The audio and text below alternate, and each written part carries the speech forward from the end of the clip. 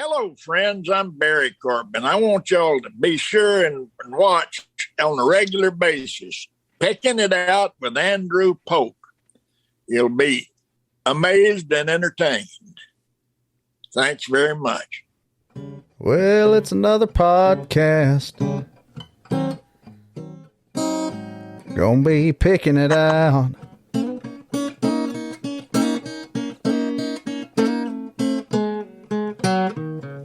Yeah, it's another podcast.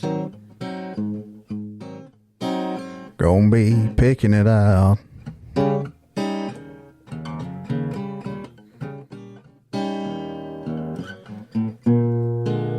No telling what kind of shit we're gonna talk about, 'cause we got Barry Corbin in the house. Yeah, and we're gonna be picking it out.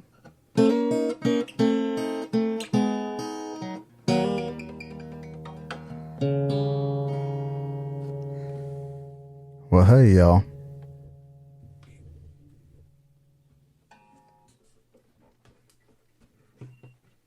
Well, appreciate you tuning in once again to Picking It Out. My name is Andrew Pope, and thank y'all for continuing to tune in. We got a legend here on the show today that was kind enough to grace us here. Man, I remember from the very first movies that I can remember, or shows or anything, this guy was in probably 7 out of 10 of them. He's a 2-time Emmy nominee, as a member of the Texas Cowboy Hall of Fame, a member of the Texas Film Hall of Fame, and he's been in everything from Northern Exposure to MASH to Dallas to Urban Cowboy, best little whorehouse in Texas. I mean, the list goes on and on. But we got Mr. Barry Corbin. How you doing, man? I'm doing good, Andrew. I like that blues tinge you got on that guitar. Yeah, people seem to kind of like that little ditty there to open the show up. I was trying to think of a theme song when I started doing this, and you don't need one. Just play that little blues stuff there. Yeah, that's what I thought too. I thought, hell, I don't think I really need one. Too many people's got one. I'll just kind of make this it. Well, you all this Texas Hall of Fame stuff, I guess people have figured out you're from Texas if they didn't know already. Yeah, I'm from Texas. I get a lot of Texas stuff, but I also got inducted into the Hall of Great Western Performers. Oh, wow. A couple ago up in Oklahoma City. Uh-huh. First inducted into that was Tom Mix. And the next one inducted into it was Gary Cooper. So I'm in pretty good company up there. That's some damn good company. Well, what part of Texas are you from? Well, originally I was born about 60 miles south of Lubbock. And I grew up mainly in Lubbock and Austin. And went away for, about 30 years. Went to New York for 15 years and was in California for another about 15 years. Finally, I decided I was tired of all that moving around, so I just came back and bought me a place in Fort Worth. I've been sitting here ever since. I go off and do some work once in a while. Mainly, I'm happy to sit at home. Yeah, I hear that. I'm glad you got out of New York and California. Yeah, me too. That shit's for the birds. I never did fit in either place too well. I used to walk around in my cowboy hat and boots in New York. People would come out of delicatessens and places and say, "Do you need directions anywhere?" I'd lived there longer than they had. And they don't know what sweet tea is either. No, they don't know what sweet tea is. They don't know what sweet milk is. I said, I'll bring you milk. I'll bring you milk, but you got to put sugar in it. Man. They probably don't even have a Cracker Barrel in New York, do they? No, if they do have, they'd run them off. Yeah, that's the truth. Know what the ham is. That's the truth. What was it like? You know, you hear about like Texas back in the good old days. You know, it's a little different now. I know, unless you get to them small parts of Texas, it kind of hadn't changed much. But what was it like back in those days? You know, growing up there. Well, I grew up out there in West Texas. It's about as flat as a table. And I'd see these Westerns, the guys crawling around in rocks and over mountains and things. And I didn't think I lived in the West, even though cowboys would come in on Saturday and tie their horses out on the courthouse square. But I thought I wasn't. I thought the West was somewhere else. I thought that must be out at Vasquez Rocks in California. Now people are building houses out there. It's not a good place to build houses because it's the natural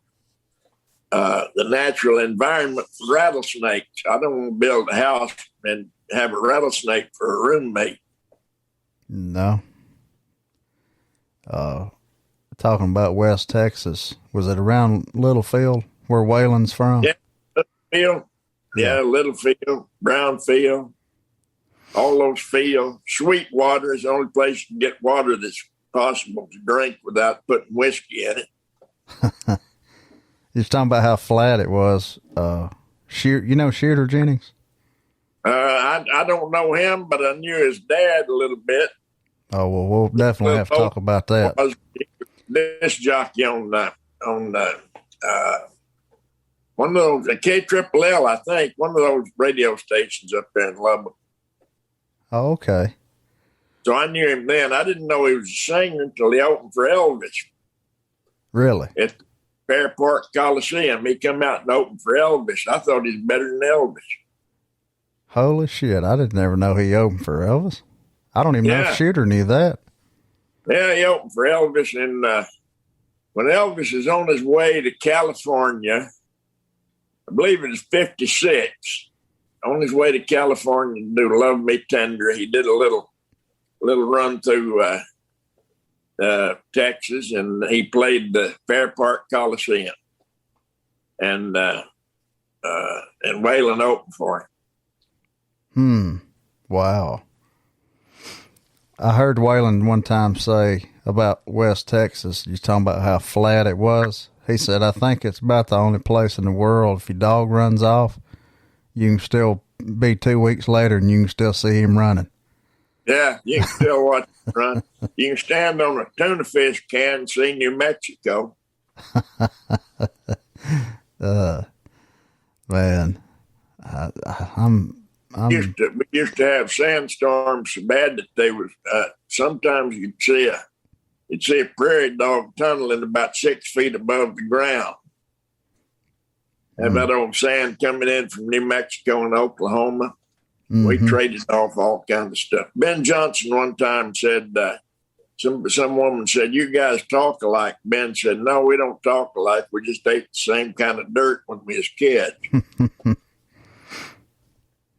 We just ate it on the fly. It'd fly past us and we'd get a mouthful of it. Oh, man. Well, was there like a certain thing that you saw when you were young that just struck a nerve and made you want to decide to, be in the arts or become an actor one day? Yeah. Watching those old movies, the B westerns, but also some of the other things like John Ford cavalry pictures, where they'd send Ben off when they didn't know what to do with it. On the day, they'd send Ben off and get the Indians to chase him, and I got to be a big fan of Ben Johnson when I was, he's about the age of my dad. I think they were born the same year, 1918. And so we got to be good friends later on, but I was a big fan of his when I was a kid because he was the only guy that in the movies that I could see that could ride a horse and talk. He'd rather ride a horse than talk, but he one time asked me, we're doing Northern Exposure. He'd come riding his horse over to me. He says, "Why in the hell did you take that part?" I said, "What, you mean that television show?" He said, "Yeah, why'd you take that?"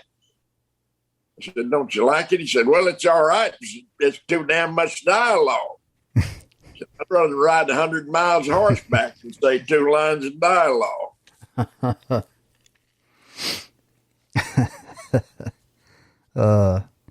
Man, how did you get into theater acting? Well, that kind of developed a little later. I got to where I wanted to be an actor, but first I wanted to be a cowboy actor, but I didn't want to be a cowboy because I knew they had to work too hard. And I've always been by nature a lazy person.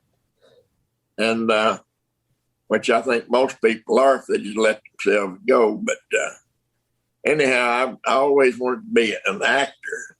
And then I realized, well, there's a wide range of that. You know, you can be a cowboy or you can be almost anything. So then I started reading some of the classic stuff, Shakespeare and some of that. Took me a little while to get where I could understand it. But once you understand it, it's pretty good stuff. So I got caught up in that for a long time. I didn't do when I was in New York. I did one part in a play that I played somebody from the South. I did mainly Shakespeare and Shaw and all that stuff. You know, did a lot of Neil Simon. Did that kind of thing. I didn't do much Southern character.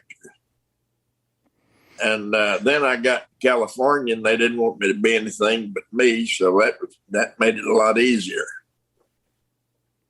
Yeah, you may have to hit us with a little Shakespeare. Not many people can pull that off the right way, but I know you can. Well, do you want me to do a little piece of it? Yeah, if you want to. All right. Well, let me get myself in the right frame of mind for it. This is a little piece from As You Like It. Stands up pretty good by itself. All the world's a stage, and all the men and women merely players. They have their exits and their entrances. Each man in his time plays many parts. His acts being 7 ages. At first, the infant, mewling and puking in his nurse's arms, and the schoolboy with his satchel and shining morning face creeping like snail unwillingly to school. Then the lover, sighing like a furnace with a woeful ballad writ to his mistress' eyebrow. Then the soldier, full of strange oaths, bearded like the pard, jealous in honor, sudden, quick in quarrel, seeking the bubble reputation even in the cannon's mouth. Then the justice, in fair round belly with good capon lined, with eyes severe and beard of formal cut, full of wise saws and modern instances. So he plays his part. The next stage shifts into the lean and slippered pantaloon, with spectacles on nose, pouch on side, his youthful hose well saved, a world too wide for his shrunk shank. His big manly voice turning again to childish treble. Pipes and whistles in its sound. The next age that ends this strange, eventful history is second childishness and mere oblivion. Sans teeth, sans taste, sans eyes, sans everything. Wow. I got to give you a applause for that one. First time I give applause on here, but I had to give that. How many years did you do that?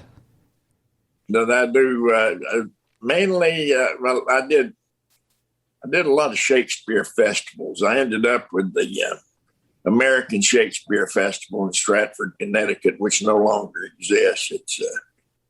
It ended, I don't know, a few years ago.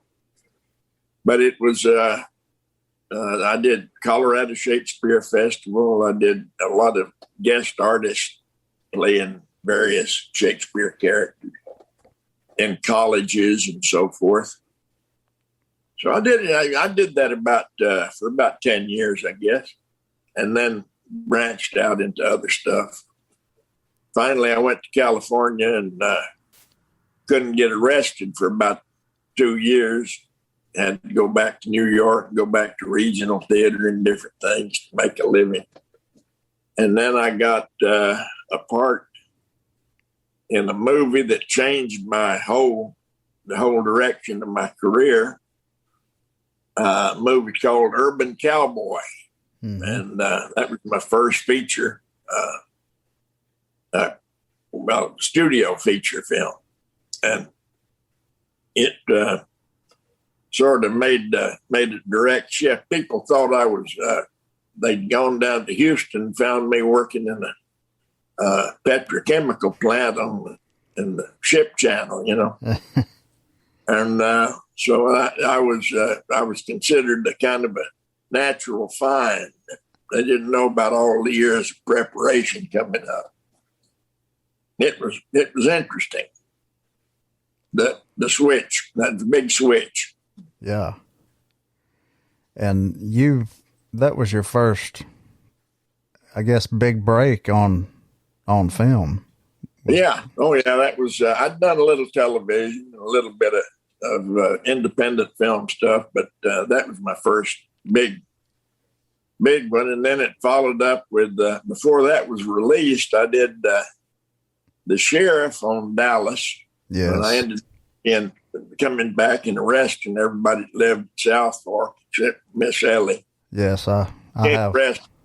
I have those on DVD. And then I went at the same time. I did a warden in Stir Crazy, and I did a gambler in Any Which Way You Can. And all those were released the same summer in 1980. So that gave me a kind of a variety of things. People kind of came to know me as that. And then I did the thing called The Thornbirds a couple of years later. It took place in Australia, but they didn't want to use an Australian accent because Barbara Stanwyck didn't think it was a very attractive accent. She wanted to use an Irish accent. And so we all had to do Irish accents except for Brian Brown, who was an Australian, but he played a New Zealander in the show. So anyway, people wrote to me. I got a bunch of letters saying that I'd been faking all along and that I was not really from Texas.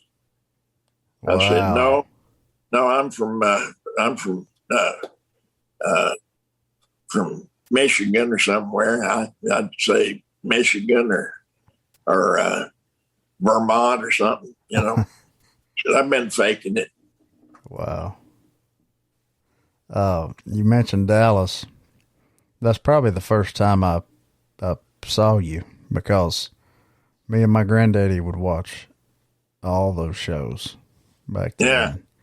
Yeah. What do you, any thing that stands out about that time with Larry Hagman or Jim Davis or? Well, Jim, they'll always try to get Jim's, and I don't think I'm letting any classified information out. They'd try to get Jim's dialogue before lunch, because at lunch he liked to have a few martinis. And he said to me one time, I walked past his dressing room, he said, "Barry, come in here." He had 3 hot dogs and a pitcher of martinis. He said, "Have a martini." I said, "No, thank you, Jim. I got some dialogue this afternoon." He said, "Tell him to get it in the morning." So I kept going. He was a nice guy. And Larry, I always liked Larry. He was kind of funny. He said, "Well, how'd you like the show last week?" I said, "Well, I don't know, Larry. They pay me to do them. They don't pay me to watch them." That may have been the last time I worked on Dallas for a while. That was a hell of a show. I mean, the story, the characters, the whole thing, man. Good time on that. I had a good deal on it. And Larry, I think Patrick Duffy told me that when Larry was in the hospital, nobody knew how sick he was. When they were doing the new Dallas, Right. He was trying to finish out that season. He'd go in for a transfusion about once a week. And he mentioned that I think Patrick told me this. Somebody told me. He mentioned that he wanted me to read the will on the show.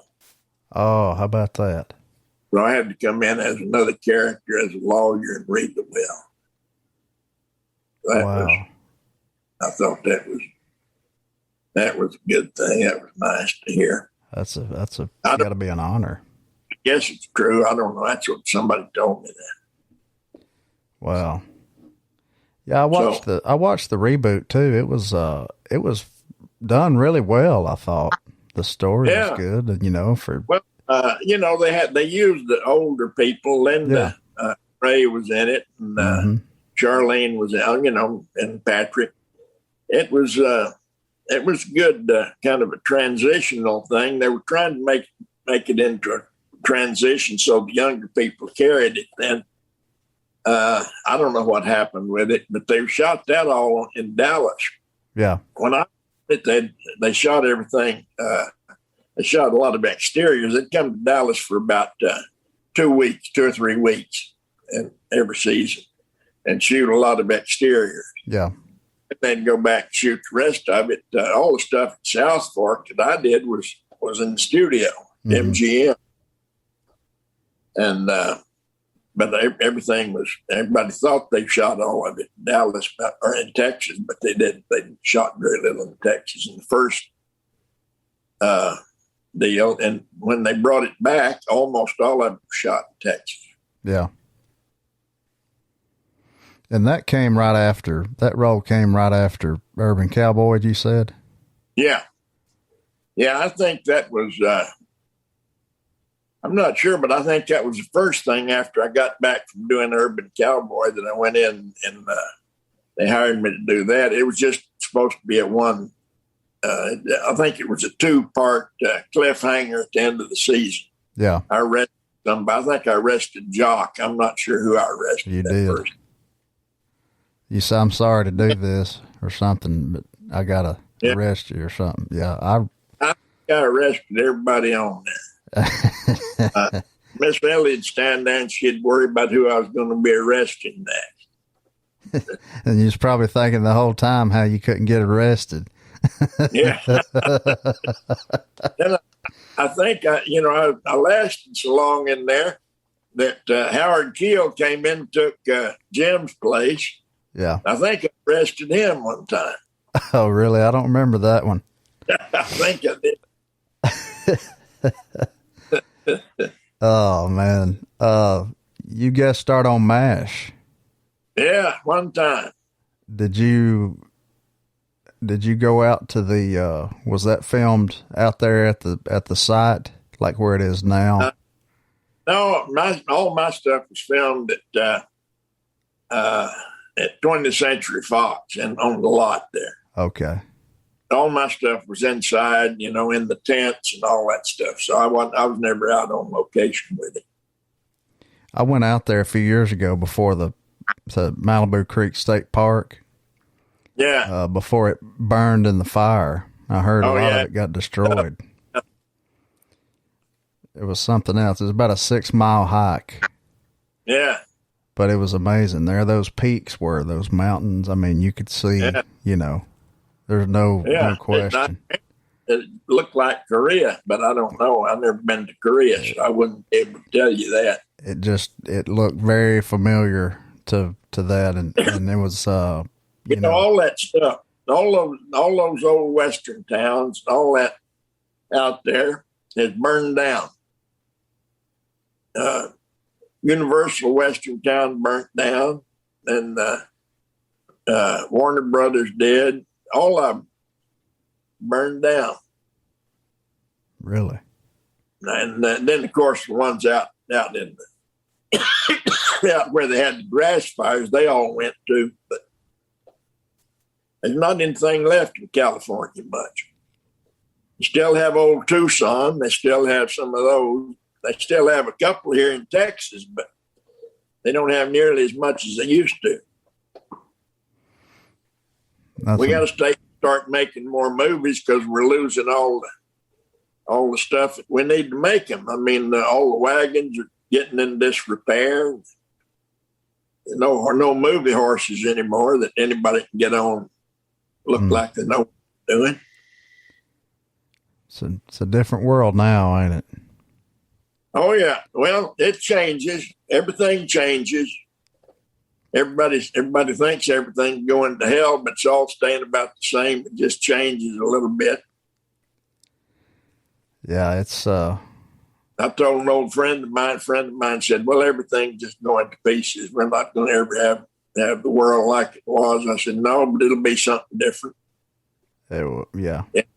We'll look back on this as the good old days.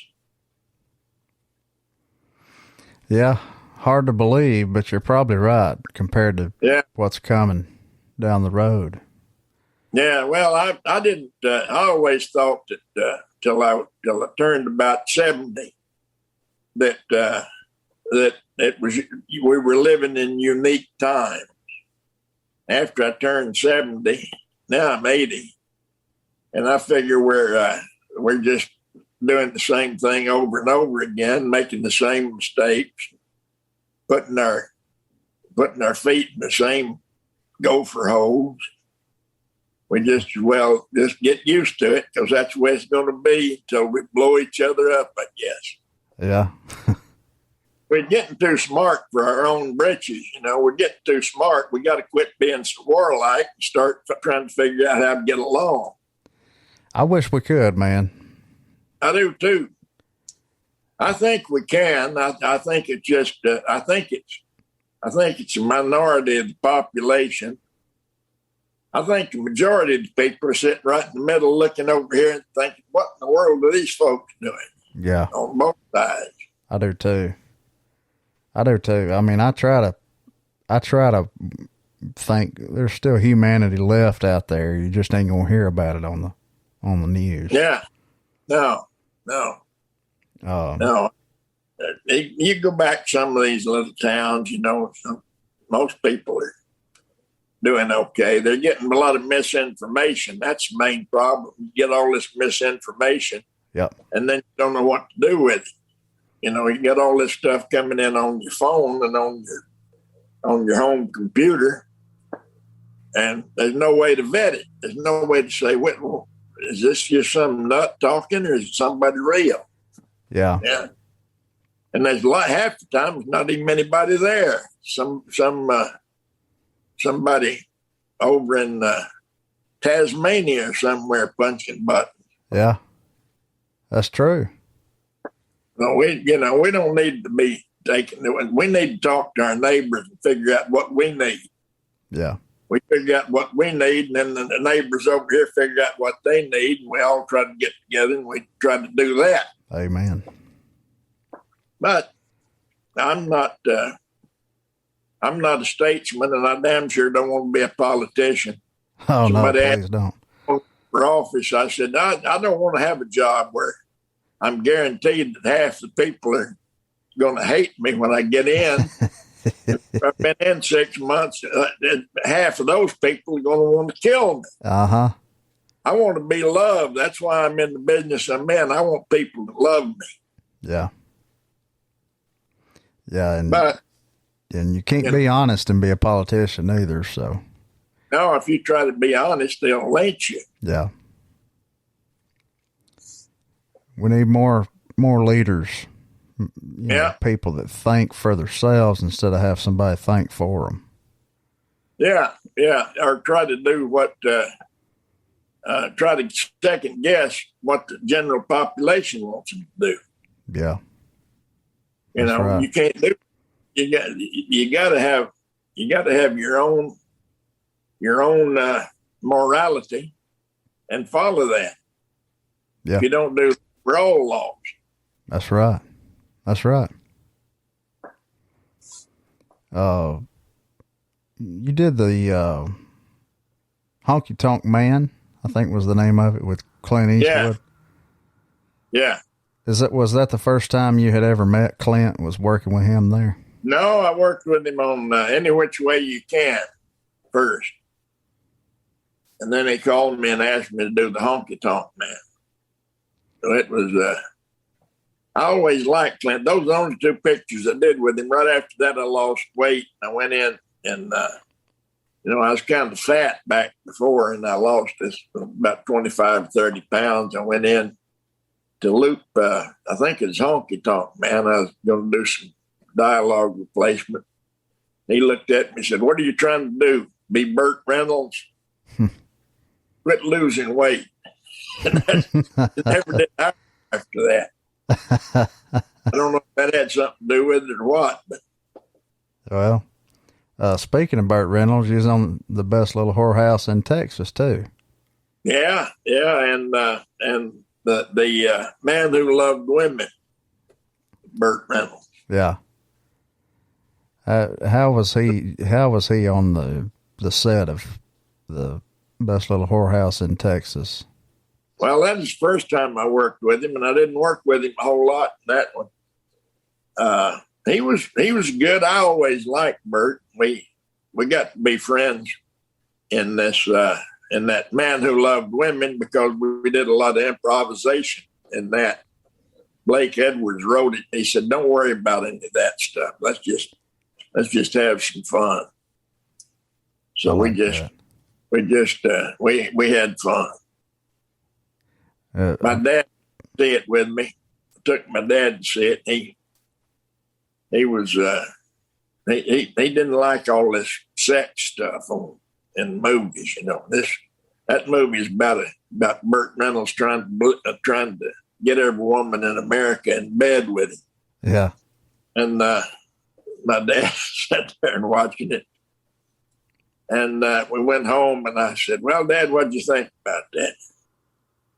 And he lit him a Camel cigarette, and he said, "Well, you were good as always, but for the rest of it, I'd just been sitting on the top rail of a breeding pen for 2 hours. He wouldn't have been embarrassed by my own species behaving that way."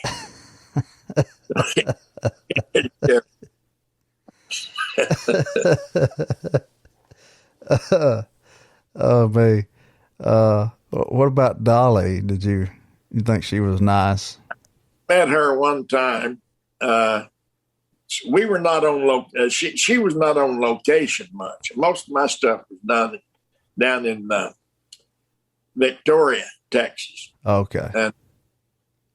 And most of her stuff was done at Universal Lot. I met her one day, and we said hello and got a picture taken with her. She's a tiny little woman. And we, just spoke for a few minutes. That's the only time I ever met her. I'd like to meet her some more, but I don't know if we'll ever get that chance. But she was, I liked her pretty much. She seemed like a nice person. Yeah. Hell of a songwriter. Yeah. Underrated as a songwriter.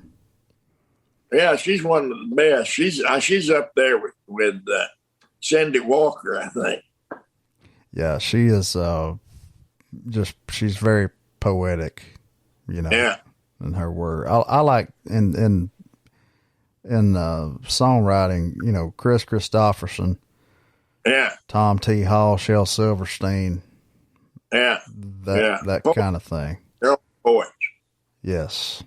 That's what old Buddy Mitchell told me. Said he was out with the wagon, and his sister had sent him an album of Chris Christopherson, one of his early albums.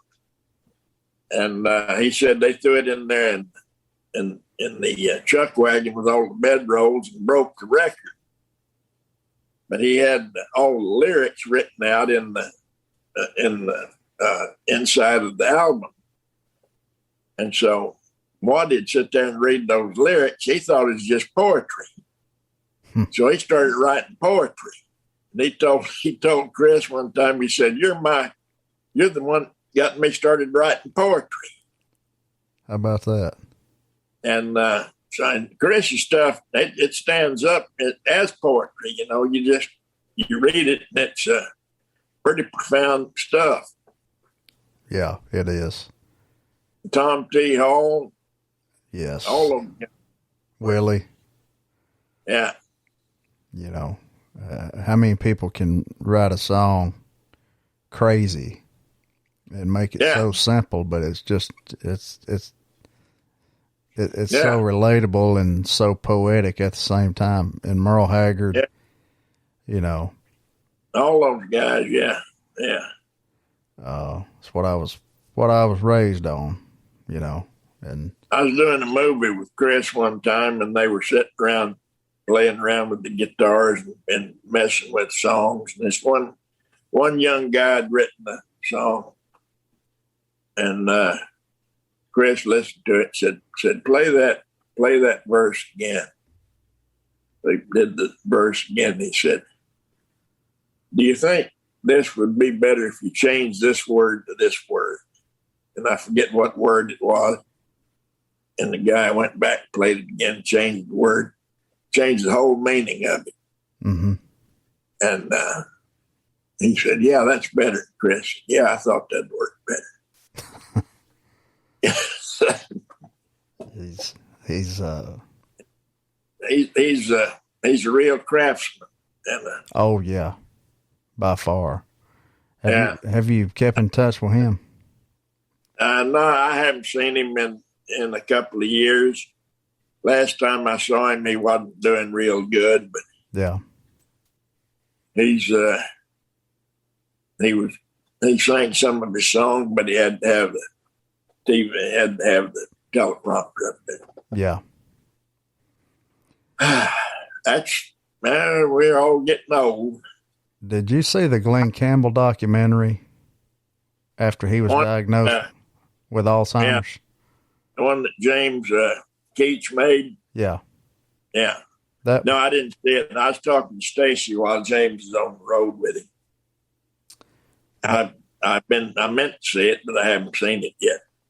That was pretty amazing how he couldn't, Glenn would forget down to his kids' names certain days. Yeah. He didn't even know their names, but he could play all them guitar parts still. Yeah. Yeah, he can do that. That's a different deal. That's a tactical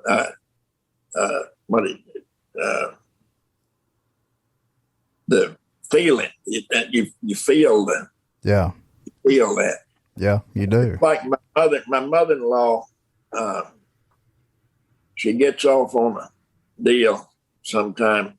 Said, I've got to go back home. I've got to go, because she lives with us and has lived with us for 6 years. And she said, I've got to go home. or at least I've got to call my mother. Well, she's nearly 90 years old, and my mother-in-law is. So her mother'd be 130. Mm-hmm. And she said, I've got to make sure everything's okay. I've got to take care of my bank deal. I've got to check, make sure the house is all right. Yeah. I said, well, you don't have that house anymore. Yeah. He said, well, what happened to it? I said, well, you sold it before you moved to Florida. She said, I moved to Florida? Mm. I said, yeah, you moved to Florida. Then you came here to see us with your husband, and you fell and broke your hip. I said, I did? He said, yeah, you've been living with us ever since. You both moved here from Florida. I said, well, what happened in Florida? I said, well, you sold the house in Florida. He said, I don't remember Florida. Mm. And I said, well, no, but you don't need to remember Florida. All you need to remember is that you're home now. Yeah. And she said, well, can we call my mother? And I said, no, we don't have a phone line where she is. Yeah. That's a good way of putting it. You know, I said, you'll be able to talk to her soon, but we don't have a phone line to where she is. Mm. You know, you can't upset poor people like that, because there's no point in trying to talk sense to them, because you just confuse them. Right. And she doesn't remember any. She can remember something that happened 50, 70 years ago, Mm-hmm. but she can't remember something that happened yesterday. Yeah. And you know, I don't know how that works, but I do know that you can't argue with them. You can't try to say, well, you know, you really don't live there, or your mother's dead. Yeah.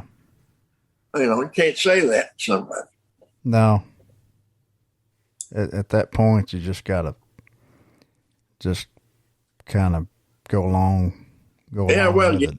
wish you could. You wish you could, but it doesn't do anything. Just confuse the situation and make them more confused, and it ultimately do them harm. So try to do as much good in the world as you can. Yeah. I told kids, I said, everybody has a choice. You can leave the world a little bit better, or you can leave the world a little bit worse. And the choice is to leave it a little bit better. I mean, nobody's going to do a lot of harm unless you're Hitler or Stalin or somebody. And nobody's not going to do a lot of good unless you're Jesus or somebody. But, try to leave it a little better. Yeah. If we all do that, then we're making strides forward. If we all leave it a little worse, then we're going to finally destroy it. So let's try to leave it a little better. Wise words. Well, that's from living a long time. Somebody said one time, I can't remember who it was, talking about, calling people legends. And I can't remember who it was, or Alan Jackson or somebody. And he said, I about have decided that all that is if you live long enough, they just start calling you a legend. Yeah. I thought about that. I thought that kind of sounds right, Yeah. Well, most of the legends, most of my legends already passed to the next world. So mine too. A lot of them have. There's a few hanging around. I mean, in the music business, there's a few that are still out there, but that old crew there, I mean, they're thinning out, the ones that I really grew up on. I mean, I like all kinds of music, but what made me who I am, I think, as a songwriter and artist, and a lot of as a person, those guys are not not many of them are with us anymore. But, you know, that's part of life. All right. Well, here we are. We got different clothes on, I think, and Yeah. y'all are probably wondering why. Well, we kind of had a dropout on the Zoom call. So, we're back now. Yeah, it's been a few days. We gonna pick up somewhere along the way. Catch up or get lost one. Yeah. I wanted to talk to you about Stir Crazy whenever did get to talk about that. Yeah. Of course it was, Richard Pryor and Gene Wilder, but also a guy was in there that I've always really thought was underrated as an actor. I really liked, though, Craig T. Nelson. Yeah. Yeah, that was one of Craig's early pictures. We talked about it after we auditioned together, and he said, "What do you think about this?" I said, "Well, I don't know. I'm going to do it if they offer it to me. I don't know what you want to do." And he said, "Well, I don't know." I said, "Well, let's just play it by ear and see what happens." And next thing you knew, they called us and wanted us both to do it. So it was kind of interesting. So you auditioned together. Like, did you read different characters for an audition? Yeah, I read the warden and he read the main guard, you know. Yeah. And then we worked together again in the thing about a test pilot, and I played a CIA operative in the thing. I did 2 or 3 episodes of it. It was a family thing about this test pilot who was involved with espionage and so forth. I don't remember the name of it even, but we'd worked together in that. We haven't worked together in a while. But let's see, there was Parenthood, I think, for in Parenthood, something like that, where he played the father of a family. Anyway, he wanted to buy a fender for a car, and he came out to this junkyard where I was running the junkyard. That's the last time we worked together. And I threw a fender at him, I remember. Threw a fender at him. That was an interesting movie, though, because they shot the stuff in the prison in maximum security at Arizona State Prison in Florence, Arizona, which is, by the way, right where Tom Mix got killed in 1940. He had the car wreck, ran off into an arroyo, and a trunk that he carrying on the back of his car hit him in the back of the neck, broke his neck, killed him. My goodness. But we shot it at that prison there. And whenever we'd go in, we'd have to go through a bunch of doors, you know, have to wait for those doors to close, the next ones to open. Yeah. Every time they'd close, they'd clang shut, you know.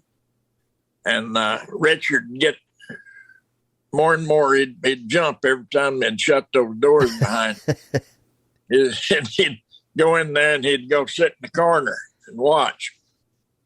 And he did a comedy routine after that. He said, you know, I used to worry about these guys in prison, but after doing that movie, I realized that's where most of them need to be.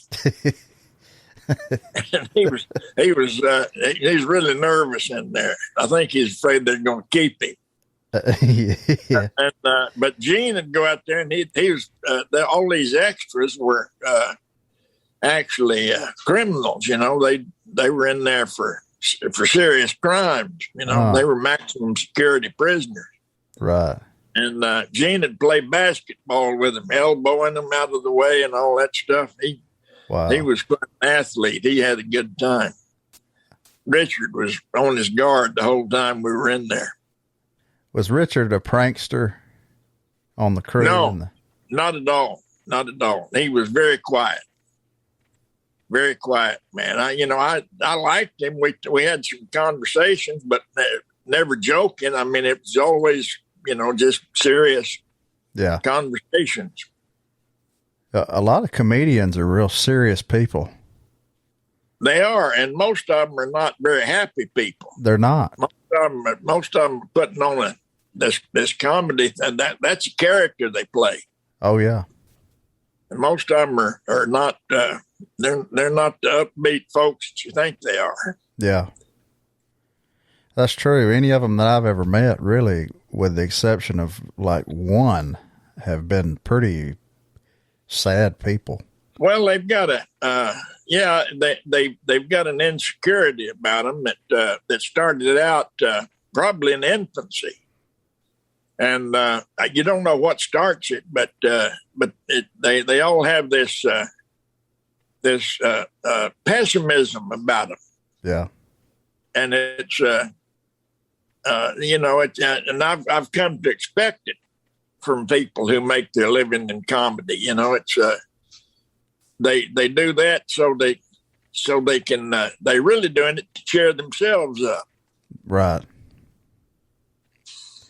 And to I don't know, it's a strange psychology, but I've known very few comedians who were truly happy people. Yeah. I've heard things, and I know you guest starred on Matlock with Andy Griffith. Yeah.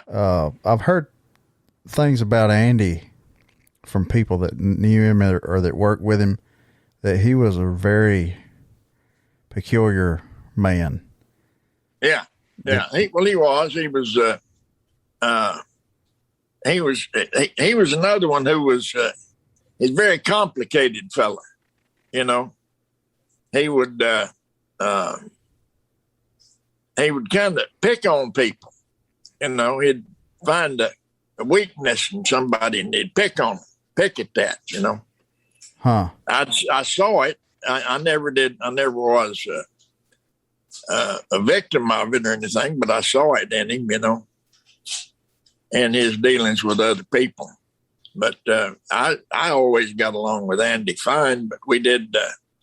First time we worked together was in the thing called Murder in Texas. He played the father of,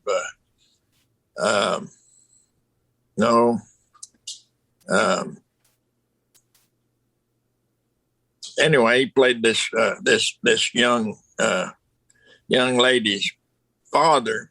She's murdered by her husband, and he goes on a deal to try to get her husband prosecuted. So it was he was playing a pretty intense part in that, and we had a few scenes together, and he was a fine actor. He was a very good actor. I mean, as far as, and besides from comedy, he was very, very good at playing tough guys. There was one movie he made where he played a guy that was hunting people. He'd take them hostage and put them on this island and hunt them. And he was very good in that. He was a good actor and an interesting person. He had some health problems of some kind. I think he was, and I don't know what it was. I think he was paralyzed for a short time, and they didn't know whether it was permanent or not. But he was an interesting guy. Did you ever come across Don Knotts? I never did. Never met him. Yeah. They were close friends, I think. Yeah. Yeah. Andy, Don Knotts. Yeah. And Andy didn't have many close friends. There weren't many people that were really tight with him. Yeah, he was a hell of an actor. I've got the movie Murder in Coweta County. Yeah. And it's based on the true story. And Johnny Cash is the sheriff, and Andy's the villain in there. That's a pretty good. It was a made-for-TV movie. You've probably seen it. No, I never saw that one. One of my favorites that he did, that Andy did, was Face in the Crowd. He did that with Elia Kazan. that was a real complicated kind of a character, and not real far removed from what Andy really was. He wasn't that villainous and that egocentric, but he was he had a little more in common with that than he did the character he played in No Time for Sergeants. Yeah. But it was a very complicated character that he played, and he played it very well. You worked with Tom Selleck too in Crossfire Trail, I believe. Crossfire Trail and Monty Walsh. There's a couple of other ones, you know.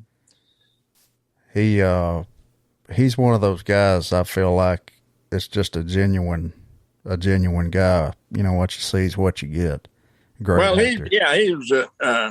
He grew up in Southern California there, and he's one of these fellas that he stays away from the Hollywood crowd pretty much. He tries to. Yeah. When he's at home, he's at home. And I like Tom a lot, but I don't really know him that well. Yeah. I got to know Sam Elliott a little better than I know Tom. Tom's kind of a private fella, kind of a private person. He's, he's got his circle of friends, and he kind of stays in that. He stays out of the Hollywood scene. Yeah. Magnum PI is probably my favorite show ever. Yeah. And he was so good in that. I love the well, he did a great job in that, but all the characters surrounding him were good too. Oh yes, John Hillerman. Yeah. Did you ever work with John? No, I never did. He was from Texas originally. Yeah. I never did work with him. I never did meet him, but I know a lot of people who did know him. No, he was great. That was just a brilliant show. You know, the cast, the writing, everything. You was well, most people probably know you from Lonesome Dove, I guess. Well, yeah, a lot of people know me from that. It's really interesting. There's groups of people that know me for different things. Teenage or like middle-aged women now know me from One Tree Hill. They like that coach that I put One Tree Hill. They thought I was very wise and gave good advice. I said, well, you get mixing me up with the writers there. The writers wrote on. Yeah. I'd be a pretty good coach. We'd have a lot of fun, but we wouldn't win any games. Yeah. That was that show was on quite a few years, wasn't it? Yeah, it was on for quite a long time. I was on for the first 4 seasons, I guess, while the kids were in high school. When they graduated from high school, I was pretty much out of it by that time. But it was a good show, and was not really the kind of show that I'd watch mainly, but it was right. I thought for the type show it was very good. Yeah. The Lonesome Dove was so well put together too. I really enjoy. That was originally based on the book that Larry McMurtry wrote was originally a screenplay written for John Wayne, Henry Fonda, and Jimmy Stewart. And they were going to do that. Warner Brothers commissioned him to write it for them. And then they got to arguing about which part each wanted to play. And then finally Fonda had some heart trouble and Wayne got sick. And so it just kind of fell to the wayside. And McMurtry bought it back from him and made it that massive novel. Well, you couldn't tell that story in a 2-hour screenplay. I mean, it'd be there's too much material there. Yeah. So it's a good thing that he bought it back and wrote the novel, because then it became a miniseries, which is what it really should have been to start with. Yeah, it was great. I think it still holds up. He's talking about John Wayne. What was the movie where he played Genghis Khan? Oh, that was The Conqueror. Yeah, that they filmed out in Filmed out there in the desert outside of Las Vegas, where they tested all those bombs. Yeah, and about half the cast of it finally died of cancer. Dick Powell was the director. John Wayne and Pedro Armendariz and Agnes Moorehead, I think. Agnes Moorehead, she died of cancer. Of course, they were all heavy smokers too, so that doesn't help anything much. But yeah, all those nuclear tests might have had something to do with it. Yeah, I read a story one time about that, and it had a black and white picture of John Wayne and his son, and they were bent down, and there's a little creek down there somewhere on set, and he had his son out there, and they were, it was kind of ironic because nobody knew, of course, what that really was. Yeah. Well, which son was it? Was it Patrick or was it Ethan? I'm not sure which one it was. I think Ethan was probably born. He was born during the Searchers, I think, and so that'd be before him. It'd probably be Patrick. Yeah, I'm not sure which one it was. Yeah. Well, you worked with Bill Cosby on Ghost Dad too. Yeah, Ghost Dad, and yeah, that's the only one I worked with Cosby. Sidney Poitier, who directed Stir Crazy, also directed Ghost Dad. I watched that movie a lot. Yeah, that was a fun. Yeah, Cosby was an interesting fella. I really liked him. We got along very well. And he, I think he did a lot of good in the world. And I think, as we all do, he did some harm, but he did a lot of good too. Yeah. Well, he definitely, the Cosby Show, that thing was huge. Yeah. People forget. Well, really. It was the first time that they showed a middle class black family with a couple of professional. She was a lawyer and he was a doctor, and it's the first time they showed it that it was not obviously. I mean, it could have been any. It could have been a Chinese family. It could have been a white family. It could have been any kind of family. Yeah. And that was a big breakthrough.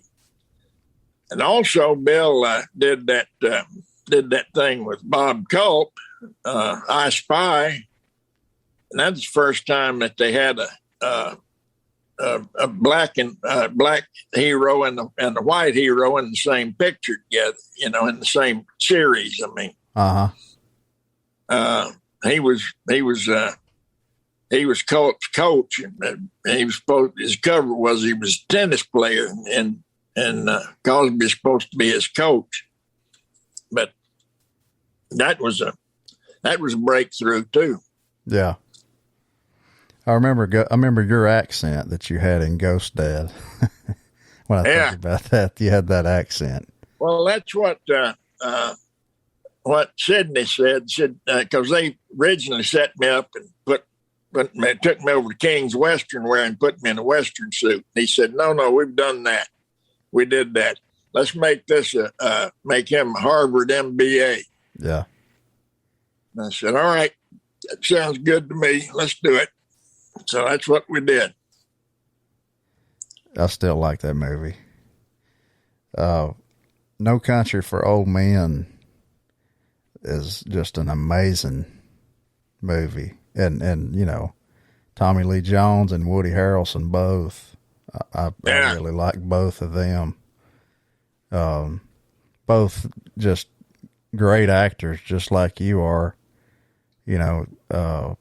that one scene where you're telling that story in that movie, you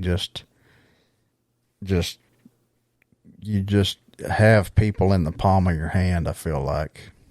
Well, that was, they didn't cast me in that movie for a long time. I knew they were putting it together. I knew they were doing the movie because my son went and auditioned for him early on in the thing. But they didn't call me until about just a few weeks before they were going into production with it. And they called my manager and asked if I would do this part. Said it's one scene with Tommy, and I said, well, sure, I'll look at it. And so I read the script. I always read from the first to the back, so I know what the whole overall story is and where my character fits in. Right. And of course, I couldn't find Ellis anywhere. I reading along, and there's all this bloodletting and shooting bolts in people's head and all this stuff. Thought, well, I don't know if I want to do this or not. Then we got to that scene where old Ellis is talking about all he's really making the whole movie clear. It tells the whole story in that one scene. Yeah. And so I said, I called my manager up. I didn't even finish the script. I called him up and I said, well, hell yeah, I'll do it. That part is the movie. I mean, that's, if somebody stays that long in the movie, that explains this whole thing. Yeah. And so he called up the Coen brothers and they asked me to come and rehearse in New Mexico.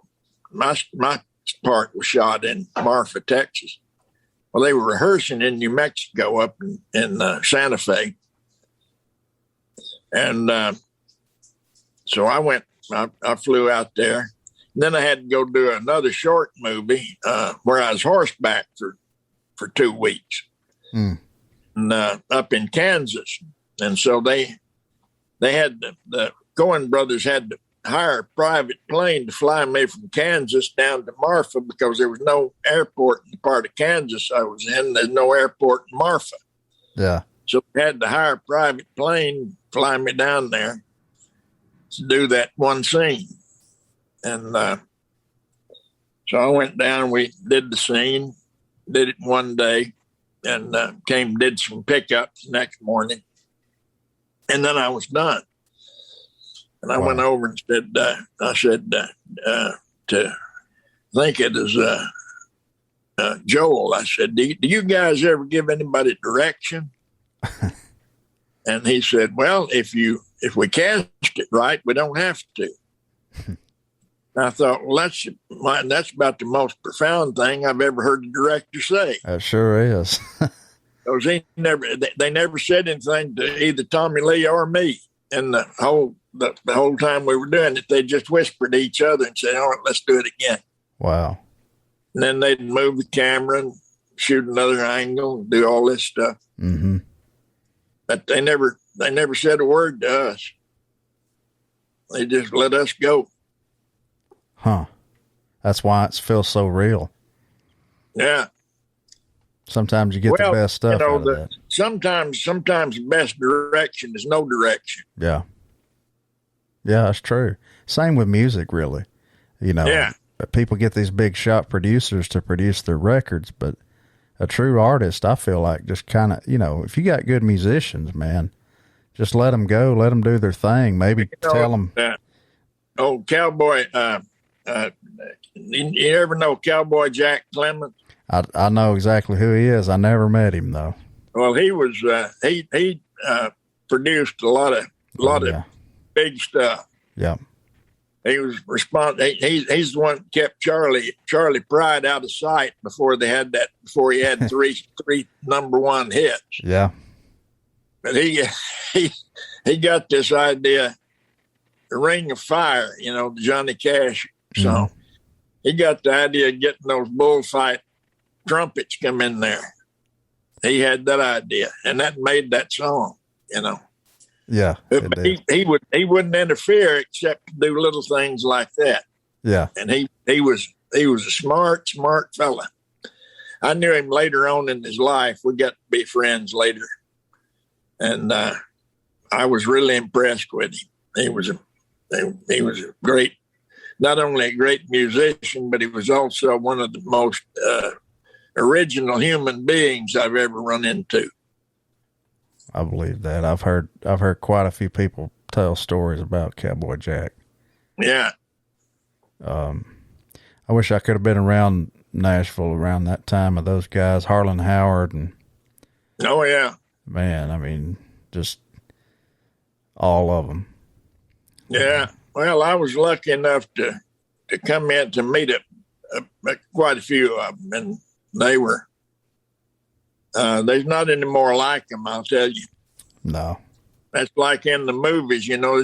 There's not no more, none of this bar fighting and stuff. This is now it's all businessmen. Yeah. Do you know Buddy Cannon? Who? Buddy Cannon. I seem to the name's familiar to me, but I can't place it. He's a longtime songwriter, and musician, and he produces Kenny Chesney and Willie. Yeah. And where does he live?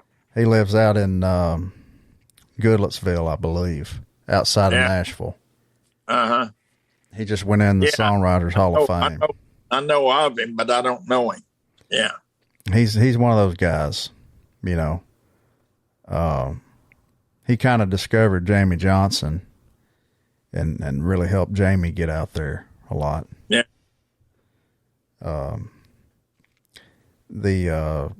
Speaking of music, you work with Toby Keith. Yeah.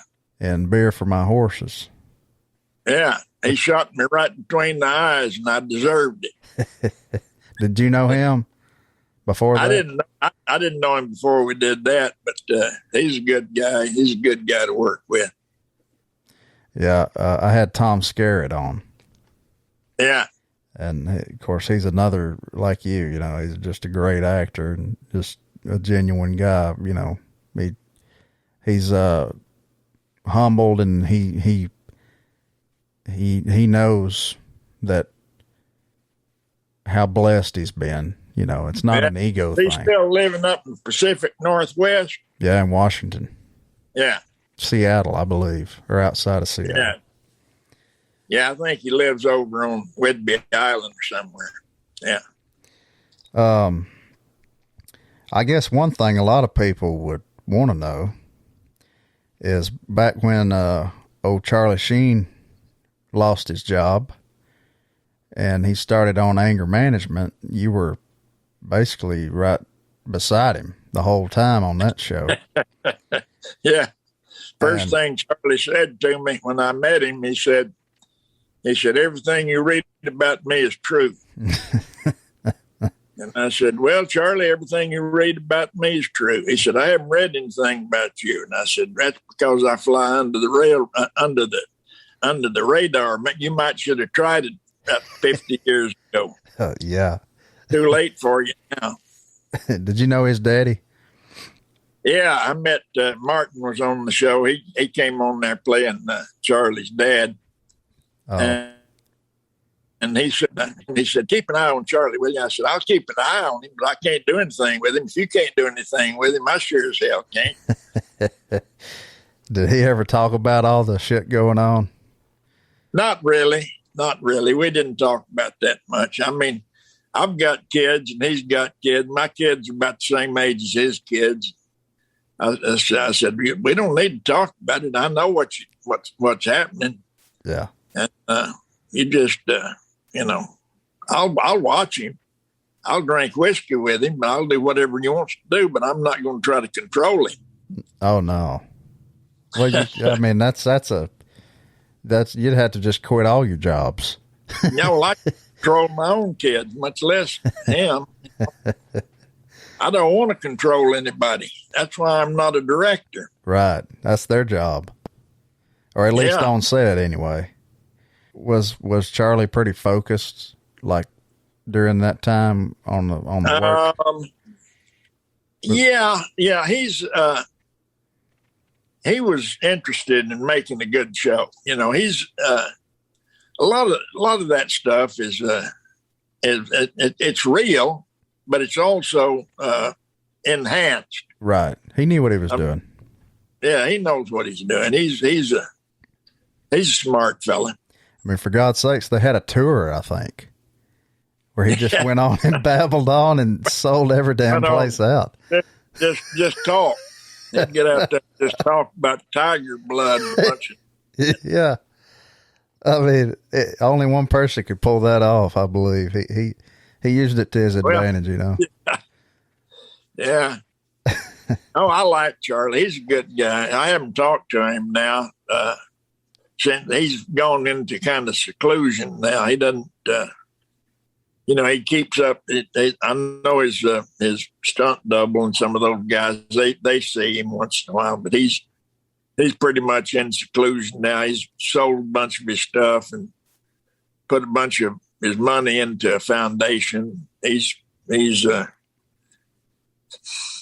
kind of taking it easy, making sure he's staying as healthy as he can. Yeah, that's a good thing. Yeah, it's a very good thing. I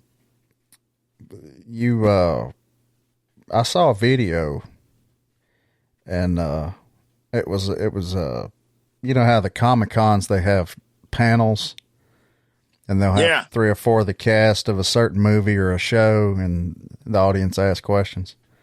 They were talking about you coming on to guest star on Modern Family, and Ed O'Neill said that you were just a brilliant actor. Have you saw that? No, I didn't see that. He did. He got a big smile, and I'll tell you what, he's one of the most creative fellas around, and I'm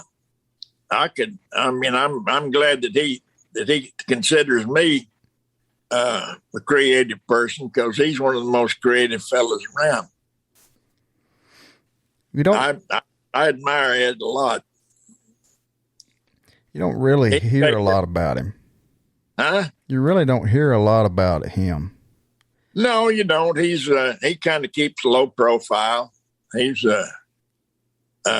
lives out somewhere, some suburb of Los Angeles, and he's got a house down the street from his family. So he lives. He lives with his family, and I think officially that the house down the street is his office, but he kind of lives apart from them, But he's a good guy, really a nice fella. I love The Ranch, and of course anything Sam Elliott does, I'm gonna be tuned into that. Yeah. You and him together. I love that pairing. Well, we've been friends for probably 40 years, I guess. So, and we're not in touch with each other all the time, but several times a year we'll get on the phone and talk. Yeah. He's a good man. Yeah. Sam and his wife, Catherine, she's a wonderful woman. They complement each other real well. Did you audition for that show, or did he want you on there? No. Actually, I'm not sure what happened. That somebody they called me after they started shooting it.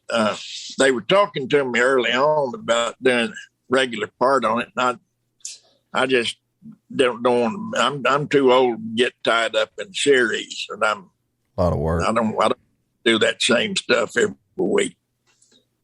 But then they called me in. I think it's just for one episode to where I was the vet. Yeah. and we came in, and they were happy with what went on with the relationship between Sam and me mainly, but they also, I'd known Deborah for a long time, and so they started calling me back, and they'd fly me out there and put me up in my hotel and give me a rent car and treat me like an infant, which is what I always liked. I like to go to work because then I quit being a grown person. I just get taken care of. Yeah. Now I'm send my wife with me so she can make sure I get there on time so I don't have to do anything. You ain't got to worry about it. What was the? And then if they bother me too much, I say, "Well, look, I'm an old man. You can't expect a whole lot." Yeah, you got to figure it out. Yeah. What's Martin? Martin Mull. He played the lawyer on that thing. Yeah. He was doing the scene one time, and he lost the train of thought. He couldn't think of the next line, and he turns to the live audience and said, "This is what you get when you hire somebody over 70." He said, "I'm not trying to build a career. I'm trying to milk one." That was probably different working in front of a live, or had you worked in front of a live audience? I mean, I know you did theater. My whole early career was in front of a live audience. I did theater for 30 years before I ever did a movie. But as far as like a sitcom situation with a, I'd done some of those before. They do a lot of those. Drew Carey show and all those they do in front of a live audience. I've heard Drew was a really nice guy. Yeah, I liked him. He's a real down to earth guy. I've heard. I did 2 or 3 of his shows. That was a funny show too. Yeah.